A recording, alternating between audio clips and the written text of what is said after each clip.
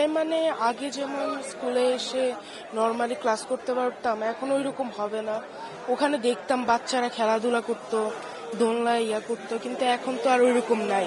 পুরো জায়গাটাই পুড়ে গেছে, এরকম দোলনাগুলিও পুড়ে গেছে, আগের মতো ফিলিং এখন আর নাই। বাট স্কুল তো চলবে, এখন স্কুলে ক্লাস করতে হবে, এটা তো আর বন্ধ হবে না। ভয় লাগে, মনে হয় আমরা সেফ নাই এই জায়গায়।